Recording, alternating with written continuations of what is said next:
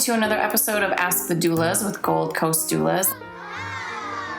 I am Alyssa, co-owner and postpartum doula, and today we're talking to Kristin, the co-owner and birth doula. Yeah, birth and postpartum. Yeah, she interviewed me last episode about kind of my journey throughout pregnancy and what made me want to become a doula, and today we're going to talk about her journey and what made her want to become a birth and postpartum doula.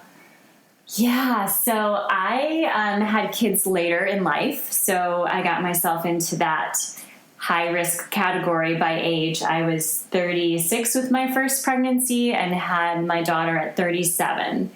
And I had a really great pregnancy despite a high-stress job in political fundraising. And my nurse midwife kept saying throughout the pregnancy that I was having the perfect pregnancy and there were no worries. My health was great. My diet was great. And I planned myself the perfect natural birth. And so I took Lamaze classes. My husband and I practiced. I watched all the documentaries, read all the books. And I like to plan my way through, life in general. And thought that everything would just be the way I wanted it to be. And at 37 weeks, I got diagnosed with preeclampsia. My blood pressure was rising. That was the first of the signs. And so I got put on modified bed rest, which was super stressful for someone who felt like I had to do a million things before baby arrived. Getting all of the things ready, the car seat installed, and running all the errands, and finishing up work and all of that. And so I had to really take it easy, and every midwife appointment was beyond stressful because you get, the blood pressure check. And so I was nervous about that. And which made your blood pressure so it made it worse. And so they kept watching me, and every week there were more and more signs. And so I got put on full bed rest, which was really frustrating. And I was lucky enough to live above, for those of you that live in Grand Rapids, we had just moved back from Lansing, and I was living above the Electric Cheetah. And we had this place that was, very modern, no rooms, and open, the first tenants. And then all of a sudden, we get married and pregnant, and there wasn't a whole lot of room for a baby, and not the ideal place to be pregnant. But the staff at the Electric Cheetah became like neighbors, since we didn't really have neighbors on Wealthy Street. And so they would bring up food to me when my husband was at work, and serve it to me on like their fine china. And so he would call in different meals for me, and they would bring it up to my place. So nice. Yeah. So it was amazing. So that's how I handle bed rest. I certainly could have used a postpartum doula. I didn't know what one was back then. My daughter's almost 7.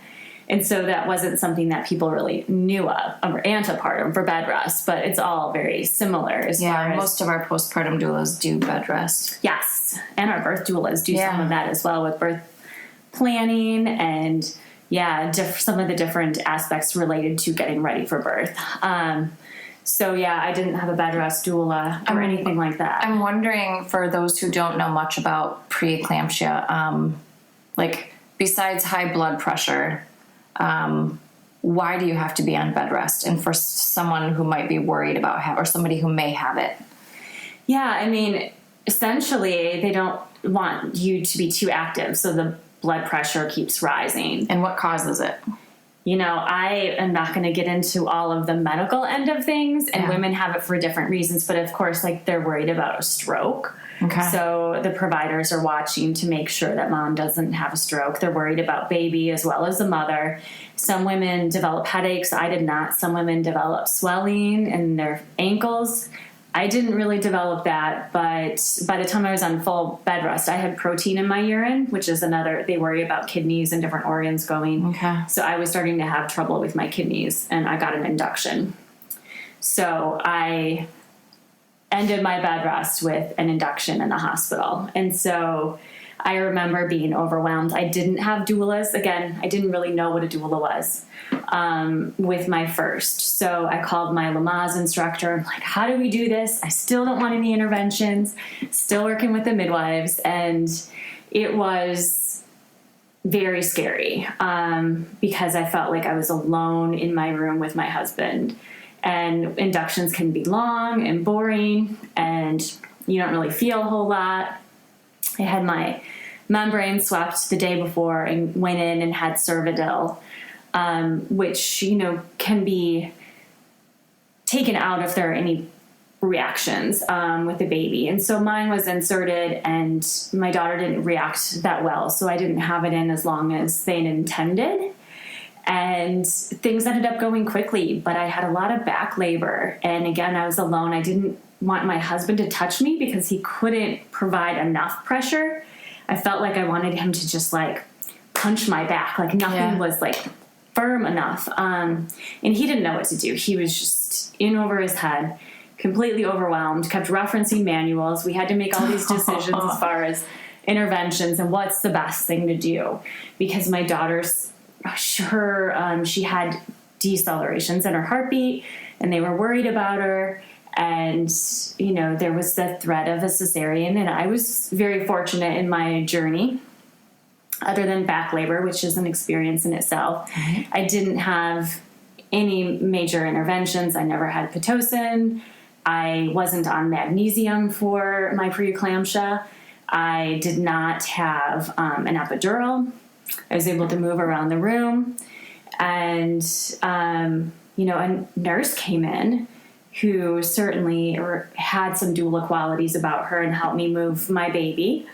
And we did hands and knees on a birthing ball on the bed, and all of a sudden she turned, and I was able to push her out like this. I could feel her turn, and all of a sudden I was like, well, I feel like I'm pooping.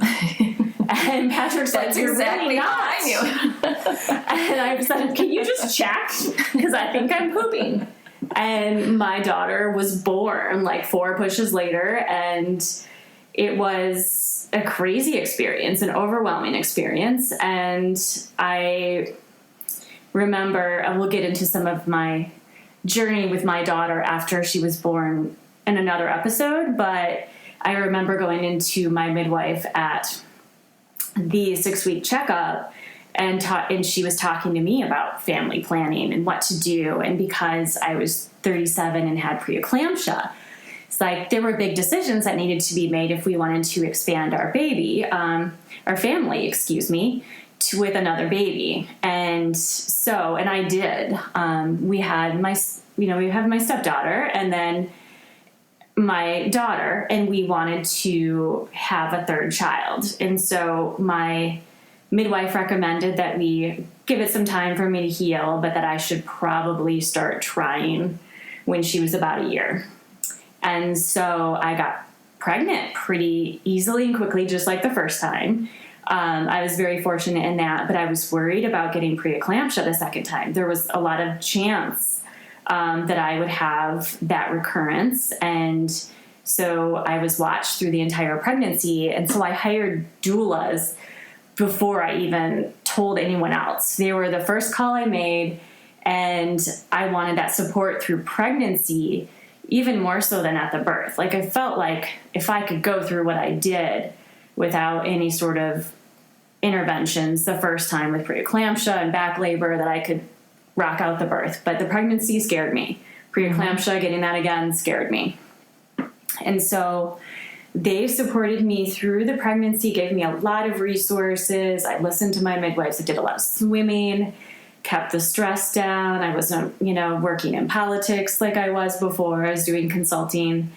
And, I talked to lactation consultants because I was nursing my daughter through my pregnancy.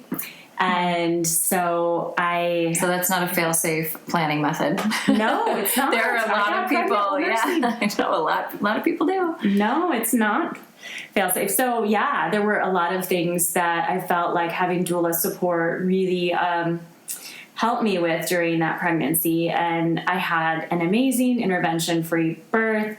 And my son was huge, but he had no issues. He wasn't in the NICU like my daughter. I never had any elevated blood pressure, no headaches, no signs of anything. But I was on that high watch, especially because, I was getting closer to 40 by that time, 38. I had my son at 39. So I was definitely in that advanced maternal age category by then. So it was a journey. So I started becoming more and more curious about doula support, but I don't like blood, and I don't really like I do now.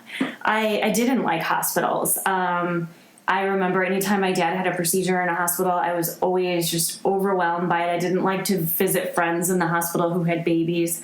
I didn't want to be a patient myself. I had never had anything, no surgeries, nothing done in a hospital. And so for me to be a doula, where most doulas do the majority of their work in the hospital, didn't really make sense, but I was still fascinated by birth and everything to do with it.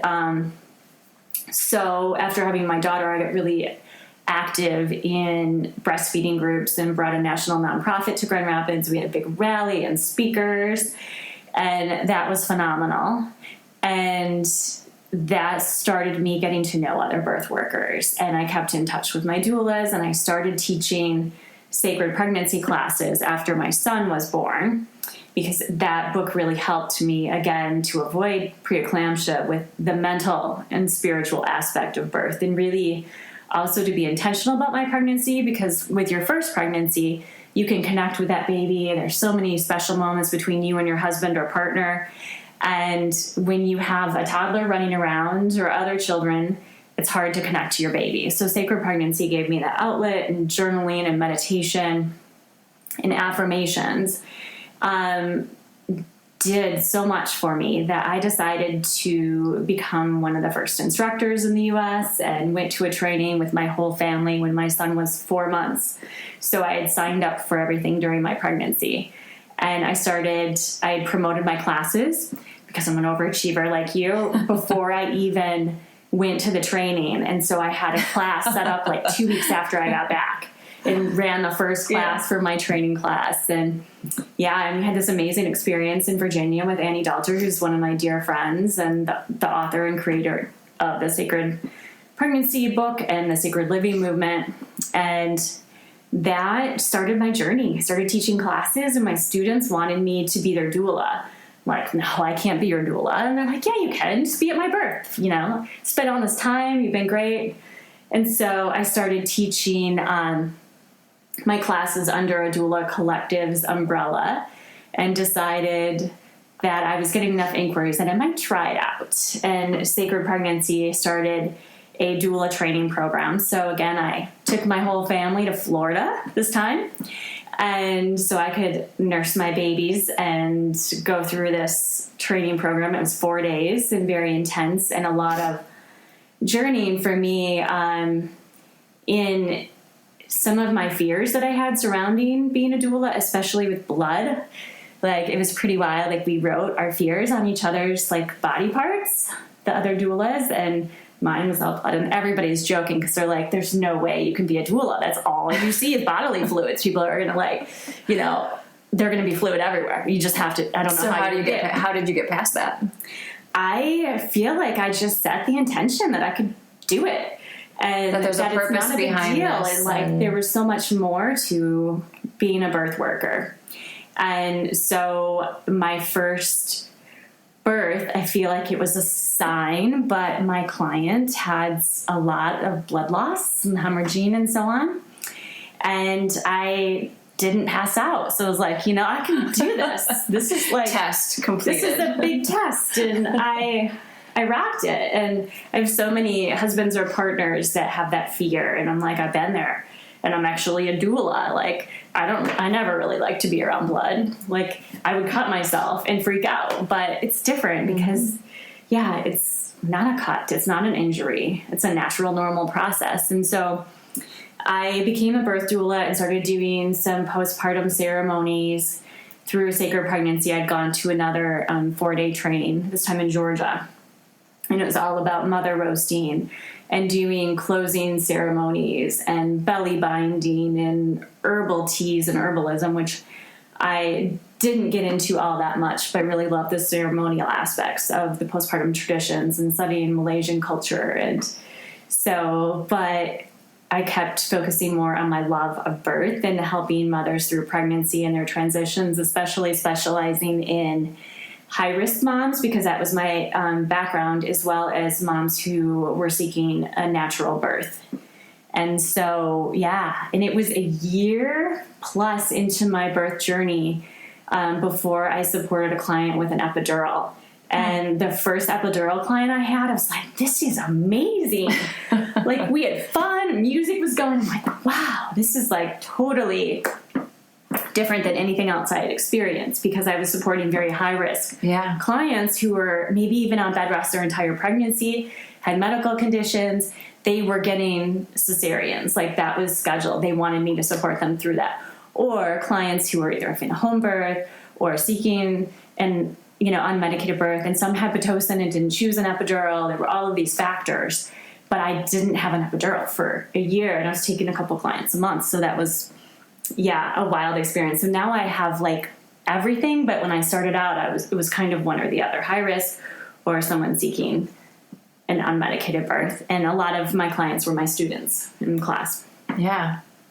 Which I was able to have this amazing bond with them for 8 weeks, with women connecting with each other. And so I fell in love with it. But I feel like the postpartum end of things is so needed as well. It's not just the pregnancy, it's after, and women feeling like they don't have a village and that they're alone. And I certainly, with 2 under 2, was overwhelmed and needed support. And it was hard to go places with 2. And, the store was a challenge. And going to the pediatrician's office if my husband couldn't help in the winter, because I had babies during, a Halloween baby and a mid-January. So that's not always that easy. Right. So I could have had a doula come along with me.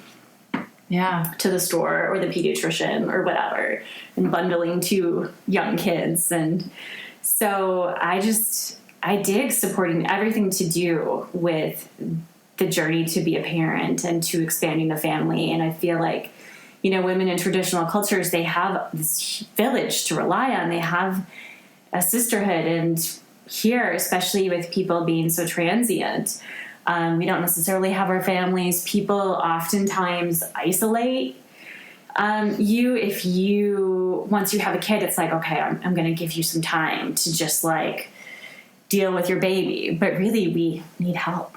And doulas do things that are different than what friends do or what parents do or other family members. We'll do whatever we can, but we're not just focused on the baby, we're focused on the mother and her emotional needs, as well as the father and his needs, which can be very different in the processing of becoming a parent for the first time or the second or third time. So we focus on the family unit as a whole, which is so unique and so needed, in my opinion. You can email us at info@goldcoastdoulas.com. Check us out at our website, goldcoastdoulas.com, and Instagram and Facebook. We hope to hear from you.